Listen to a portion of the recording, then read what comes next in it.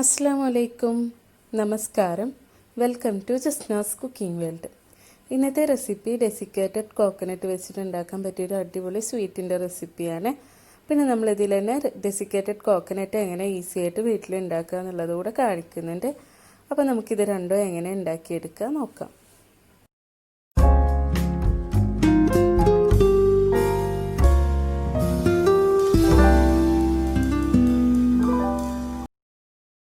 അപ്പോൾ ആദ്യം തന്നെ നമുക്ക് ഡെസിക്കേറ്റഡ് കോക്കനട്ട് റെഡിയാക്കി എടുക്കാം. അതിന് വേണ്ടിയിട്ട് ഞാൻ ഒരു തേങ്ങയാണ് എടുത്തിട്ടുണ്ടായിരുന്നത്. ഒരു തേങ്ങ എടുത്തിട്ട് അതിൻ്റെ ഷെല്ലിൽ നിന്ന് മാറ്റി വെച്ചിട്ടുള്ളതാണ്. എന്നിട്ട് അതിൻ്റെ ആ ബ്രൗൺ ആയിട്ടുള്ള പുറത്തുള്ള ആ ബ്രൗൺ കളർ ഉണ്ടല്ലോ, ആ തൊലി ഭാഗം ഒന്ന് കളഞ്ഞെടുത്തിട്ടുണ്ട്. ഇതുപോലെ കത്തി ഉപയോഗിച്ചിട്ട് ഒന്ന് കട്ട് ചെയ്ത് മാറ്റിയാൽ മതി. അപ്പോൾ ഇതുപോലെ തന്നെ ഞാൻ എല്ലാത്തിൻ്റെതും ചെയ്ത് വെച്ചിട്ടുണ്ട്. ഇനി ഇതൊന്ന് നന്നായിട്ട് കഴുകിയെടുത്തിട്ട് അതിൽ വെള്ളമെല്ലാം ഒരു ടർക്കി ഉപയോഗിച്ചിട്ടോ അല്ലാന്നുണ്ടെങ്കിൽ ഒരു ടിഷ്യൂ പേപ്പർ വെച്ചിട്ടോ നന്നായിട്ടൊന്ന് തുടച്ച് മാറ്റിയെടുക്കണം. അപ്പോൾ ഞാനിത് നന്നായിട്ട് കഴുകിയിട്ട് അതിൽ വെള്ളമൊക്കെ കളഞ്ഞ് തുടച്ച് വെച്ചിട്ടുള്ള തേങ്ങയാണ്. ഇനി നമുക്കിത് ചെറിയ പീസായിട്ട് കട്ട് ചെയ്തെടുക്കാം. നമ്മൾ ചെറിയ പീസായിട്ട് കട്ട് ചെയ്തെടുക്കുന്നത് നമുക്കിത് മിക്സിയിലിട്ടിട്ടൊന്ന് പൊടിച്ചെടുക്കാനാണ്. അപ്പോൾ അത് പെട്ടെന്ന് പൊടിഞ്ഞ് കിട്ടാനാണ് ചെറിയ പീസായിട്ടൊന്ന് കട്ട് ചെയ്തെടുക്കുന്നത്. അപ്പോൾ ഞാൻ എല്ലാ തേങ്ങയും ഇതുപോലെ തന്നെ കട്ട് ചെയ്തെടുക്കുന്നുണ്ട്. അങ്ങനെ നമ്മൾ എല്ലാ തേങ്ങയും ഇതുപോലെ തന്നെ കട്ട് ചെയ്ത് വെച്ചിട്ടുണ്ട്. ഇനി നമുക്കിതൊരു മിക്സിയുടെ ജാറിലിട്ടിട്ട് നന്നായിട്ടൊന്ന് പൊടിച്ചെടുക്കാം. അങ്ങനെ ഇതാ നന്നായിട്ട് പൊടിച്ചെടുത്തിട്ടുണ്ട്. എന്നിട്ട് ഞാനിതൊരു പ്ലേറ്റിലേക്ക് മാറ്റി വെക്കുന്നുണ്ട്. ഇനി ഒരു പാൻ ചൂടാക്കിയിട്ട് നമുക്ക് ഈ തേങ്ങ അതിലേക്ക് ഇട്ട് കൊടുക്കാം. ഇനി ഈ തേങ്ങ ഒന്ന് വറുത്തെടുക്കണം. വറുത്തെടുക്കുന്ന സമയത്ത് നമ്മൾ ഫ്ലെയിം നന്നായിട്ട് കുറച്ച് വെച്ചിട്ട് അതിൽ ആ തേങ്ങയിലുള്ള ആ വെള്ളത്തിൻ്റെ അംശം ഉണ്ടല്ലോ അത് മാറ്റിയെടുക്കണം. തേങ്ങ ഒന്ന് ഡ്രൈ ആക്കിയിട്ട് വറുത്തെടുക്കണം. വറുത്തെടുക്കുമ്പോൾ നമ്മൾ സാധാരണ കറിയൊക്കെ ഉണ്ടാക്കുമ്പോൾ വറുക്കുന്ന പോലെ ഒന്നും വറുക്കരുത്. ഫ്ലെയിം നന്നായിട്ട് കുറച്ച് വെച്ചിട്ട് നന്നായിട്ട് കൈയെടുക്കാതെ തന്നെ ഇളക്കി വറുത്തെടുക്കണം. അത് കളറ് മാറാതെ നോക്കണം. തേങ്ങയുടെ ഈ വെള്ള കളറ് മാറരുത് നമ്മൾ വറുത്തെടുക്കുമ്പോൾ. അപ്പോൾ അതിന് വേണ്ടിയിട്ട് എപ്പോഴും ഇങ്ങനെ ഇളക്കിക്കൊണ്ടേ ഇരിക്കുക. ഒരു 10 മിനിറ്റ് കൊണ്ട് തന്നെ ഇത് റെഡിയായി എടുക്കാൻ പറ്റും. കളറ് മാറാതെ ഇങ്ങനെ ഇളക്കിയിട്ട് ആ തേങ്ങ ഒന്ന് ഡ്രൈ ആയിട്ട് വരണം. അപ്പോൾ നമുക്കിത് ഇങ്ങനെ ഇളക്കിയിട്ട് തേങ്ങ ഒന്ന് ഡ്രൈ ആക്കിയിട്ട് വറുത്തെടുക്കാം. ഇപ്പോൾ നമ്മുടെ തേങ്ങയിലുള്ള വെള്ളമെല്ലാം പോയി നല്ല ഡ്രൈ ആയി വന്നിട്ടുണ്ട്. അതുപോലെ ഒട്ടും കളറൊന്നും മാറിയിട്ടില്ല, നല്ല വൈറ്റ് കളറായിട്ട് തന്നെ ഇരിക്കുന്നുണ്ട്. അപ്പോൾ നമ്മൾ കൈയെടുക്കാതെ ഇതുപോലെ ഇങ്ങനെ ഇളക്കി കൊടുത്താൽ ഇതുപോലെ നല്ല കളറായിട്ട് തന്നെ ഡ്രൈ ആക്കി റോസ്റ്റ് ചെയ്തെടുക്കാൻ പറ്റും തേങ്ങ. അങ്ങനെ ഇതിവിടെ റെഡി ആയിട്ടുണ്ട്. ഇനി നമ്മൾ ഗ്യാസ് ഓഫ് ചെയ്തിട്ട് ഇതൊന്ന് ചൂടാറാനായിട്ട് മാറ്റി വെക്കണം. ചൂടാറിയ ശേഷം നമ്മൾ മിക്സിയിൽ വീണ്ടും ഒന്ന് ചെറുതായിട്ടൊന്നും കൂടെ പൊടിച്ചെടുക്കണം. നന്നായിട്ട് ചൂടാറിയ ശേഷം വേണം ഒന്ന് പൊടിച്ചെടുക്കാൻ. കുറച്ചുകൂടെ ഒരു തരിതരിയായിട്ട് കിട്ടാൻ വേണ്ടിയിട്ടാണ് അങ്ങനെ ചെയ്യുന്നത്. അങ്ങനെ തേങ്ങ നന്നായിട്ട് ചൂടാറിയ ശേഷം ഞാനത് മിക്സിയുടെ ജാറിലിട്ടിട്ട് ഒന്നുകൂടെ ഒന്ന് പൊടിച്ചെടുക്കുന്നുണ്ട്. അപ്പോൾ ഇതാ പൊടിച്ചെടുത്തിട്ടുണ്ട് ഞാനെല്ലതും. കണ്ടില്ലേ, നല്ല കറക്റ്റ് ഡെസിക്കേറ്റഡ് കോക്കനട്ട് നമുക്ക് റെഡിയാക്കി എടുക്കാൻ പറ്റും. ഈസി ആയിട്ട് തന്നെ വീട്ടിലുണ്ടാക്കിയെടുക്കാൻ പറ്റും. അപ്പോൾ എല്ലാവരും ഒന്ന് ട്രൈ ചെയ്ത് നോക്കുക. ഇതുപോലെ ഉണ്ടാക്കാത്തവർ അറിയാത്തവരുണ്ടെങ്കിൽ ഒന്ന് ട്രൈ ചെയ്യുക. ഇനി നമുക്കിത് വെച്ചിട്ട് നല്ലൊരു സ്വീറ്റും കൂടെ റെഡിയാക്കി എടുക്കാം. അപ്പോൾ നമ്മുടെ ഡെസിക്കേറ്റഡ് കോക്കനട്ട് സ്വീറ്റ് റെഡിയാക്കാനായിട്ട് ഞാനൊരു കപ്പിലേക്ക് 5 ടേബിൾ സ്പൂൺ പാൽപ്പൊടി ഇട്ട് കൊടുക്കുന്നുണ്ട്.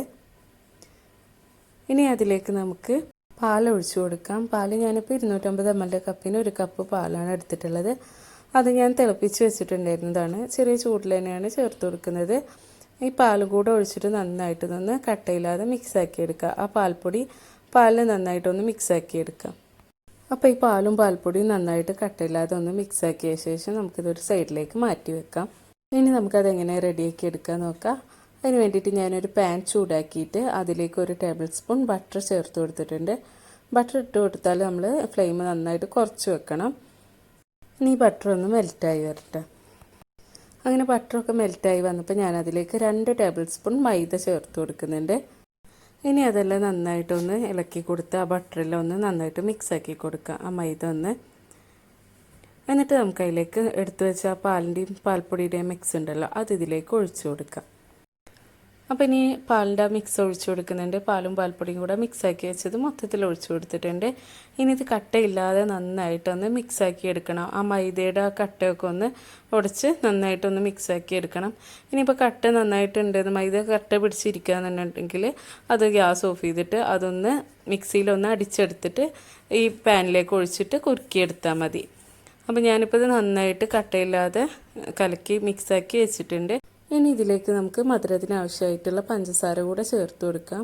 ഞാനിപ്പോൾ 250 ml കപ്പിന് 1/2 കപ്പ് പഞ്ചസാരയാണ് ഇട്ട് കൊടുത്തിട്ടുള്ളത്.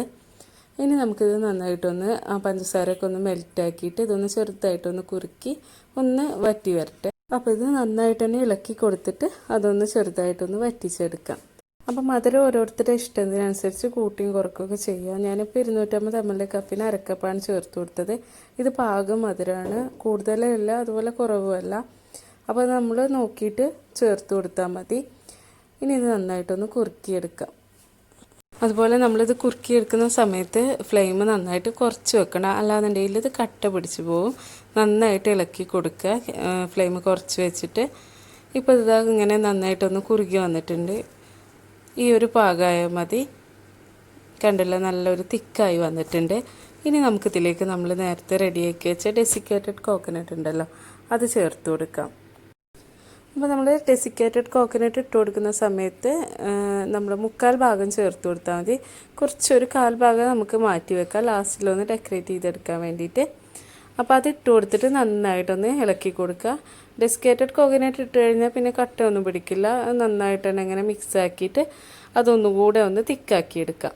ഒരു 5-6 മിനിറ്റ് കൊണ്ട് തന്നെ ഇത് റെഡിയായിട്ട് തിക്കായിട്ട് കിട്ടും. അപ്പോൾ നമ്മളിങ്ങനെ കൈയെടുക്കാതെ നന്നായിട്ട് തന്നെ ഇളക്കി അതൊന്ന് തിക്കാക്കി എടുക്കുക. ഇപ്പോൾ ഏകദേശം ഇത് ആയി വന്നിട്ടുണ്ട്. ഒന്നും കൂടെ ആയിട്ട് ആ പാനിന് വിട്ട് വരുന്നൊരു പരുവുണ്ടല്ലോ, അതായാൽ നമുക്ക് ഗ്യാസ് ഓഫ് ചെയ്യാം. അങ്ങനെ ഇപ്പോൾ ഇത് ഏകദേശം ഇത് ആ പാനിന് വിട്ട് വരുന്ന ഒരു പരുവായിട്ടുണ്ട്. ഒരു 5-6 മിനിറ്റ് കൊണ്ട് തന്നെ ഇതായി കിട്ടും. കണ്ടില്ല, നല്ല പാകമായിട്ടുണ്ട്. ഇനി ഇത് ചൂടാറി കഴിയുമ്പോൾ ഒന്നും കൂടെ തിക്കായി വരും. അപ്പോൾ ഇനി ഞാൻ ഗ്യാസ് ഓഫ് ചെയ്ത ശേഷം അത് ഞാനൊരു പ്ലേറ്റിലേക്ക് മാറ്റി വെക്കുന്നുണ്ട്. ഇനി നമുക്കിതൊന്ന് ചൂടാറിയ ശേഷം കയ്യിൽ വെച്ചിട്ട് ചെറിയ ചെറിയ ബോൾസാക്കി എടുക്കാം. ചെറുതായിട്ടൊന്ന് ചൂടാറിയ ശേഷം കയ്യിൽ വെച്ചിട്ടൊന്ന് ഉരുട്ടിയെടുക്കാം. അപ്പോൾ ഞാനിതൊന്ന് ചൂടാറാനായിട്ട് വെക്കുന്നുണ്ട്. അങ്ങനെ നമ്മുടെ തേങ്ങയുടെ മിക്സ് നന്നായിട്ട് ചൂടാറിയിട്ടുണ്ട്.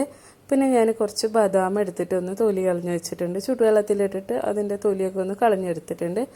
പിന്നെ നമ്മൾ റെഡിയാക്കി വെച്ച ഡെസിക്കേറ്റഡ് കോക്കനട്ടിൽ നിന്ന് കുറച്ച് മാറ്റി വെച്ചിട്ടുണ്ടായിരുന്നല്ലോ, അതും എടുത്തിട്ടുണ്ട്. ഇനി നമുക്കിതിൽ നിന്ന് ചെറിയ ബോൾസ് ആക്കിയിട്ട് കയ്യിൽ വെച്ചിട്ട് ഒന്നിങ്ങനെ ആക്കിയിട്ട് അതിലേക്ക് ഒരു ബദാം വെച്ച് കൊടുക്കാം, 1-2 വെച്ച് കൊടുക്കാം. എന്നിട്ട് അത് നന്നായിട്ടൊന്ന് ബോൾ പോലെ ഉരുട്ടിയെടുക്കാം. ഇപ്പോൾ ഇതിതാ റെഡി ആയിട്ടുണ്ട്. ഇനി നമുക്കിതൊന്ന് ഡെസിക്കേറ്റഡ് കോക്കനട്ടിലിട്ടിട്ട് ഒന്ന് റോളാക്കിയിട്ട് ഒന്ന് ഡെക്കറേറ്റ് ചെയ്തെടുക്കാം. അപ്പോൾ ഇതിലിട്ടിട്ട് എല്ലാ സൈഡിലേക്കും ആ കോക്കനട്ടിൻ്റെ ഇതാക്കി കൊടുത്തിട്ടുണ്ട്. എന്നിട്ട് ഞാനിത് എടുത്തിട്ട് നമ്മൾ ചെറിയ കപ്പ് കേക്കിൻ്റെ ചെറിയ കപ്സ് ഉണ്ടല്ലോ, അതെടുത്തിട്ട് അതിലേക്ക് വെച്ച് കൊടുക്കുന്നുണ്ട്. ഇത് നല്ല ചെറുതാണ്. അപ്പോൾ ഇത് വേണമെന്നൊന്നുമില്ല, നമുക്കിതൊരു പ്ലേറ്റിലേക്ക് മാറ്റിയാലും മതി. ഞാനൊരു ഭംഗിക്ക് വേണ്ടിയിട്ട് ഇങ്ങനത്തെ എടുത്തിട്ടുണ്ട്. എന്നിട്ട് ഈ കപ്പിലേക്ക് നമ്മൾ ഉണ്ടാക്കി വെച്ച ഈ കോക്കനട്ട് സ്വീറ്റ് വെച്ച് കൊടുത്തിട്ടുണ്ട്. ഇതുപോലെ തന്നെ ഞാൻ ബാക്കിയുള്ളതെല്ലാം ചെയ്തെടുക്കുന്നുണ്ട്. അതുപോലെ നമുക്ക് നട്ട്സ് കൂടുതൽ ഇഷ്ടമുണ്ടെന്നുണ്ടെങ്കിൽ 2 എണ്ണമൊക്കെ വെച്ച് കൊടുക്കാം. നമുക്ക് ബദാം തന്നെ വേണമെന്നൊന്നുമില്ല, കാഷ്യോ പിസ്ത ഏതാ നമ്മുടെ കയ്യിലുള്ളത് അത് വെച്ച് കൊടുത്താൽ മതി. ചെറിയ പീസായിട്ട് കട്ട് ചെയ്തിട്ട് വെച്ച് കൊടുത്താലും കുഴപ്പമില്ല. അതുപോലെ നട്ട്സ് വേണ്ടാന്നുണ്ടെങ്കിൽ അത് വെച്ച് കൊടുക്കണ്ട, ഇത് ചെറുതായിട്ട് ഇങ്ങനെ ബോൾസാക്കി എടുത്താൽ മതി. ബോൾസ് തന്നെ ആക്കണമെന്നില്ല, നമ്മുടെ ഇഷ്ടത്തിനനുസരിച്ച് ഏത് ഷേപ്പാക്കിയിട്ടും എടുക്കാം. അതൊക്കെ നമ്മുടെ ഇഷ്ടത്തിനനുസരിച്ച് മാറ്റം വരുത്താം. അങ്ങനെ നമ്മുടെ എല്ലാ കോക്കനട്ട് സീഡ് ബോൾസും റെഡി ആയിട്ടുണ്ട്. ഈസിയാണ് ഉണ്ടാക്കാനായിട്ട്, അതുപോലെ നല്ല ടേസ്റ്റാണ് ഇത് കഴിക്കാനായിട്ട്. അതുപോലെ നമുക്കിത് ഫ്രിഡ്ജിൽ വെച്ചിട്ട് തണുപ്പിച്ച ശേഷം കഴിക്കാനും നല്ല ടേസ്റ്റ് തന്നെയാണ്.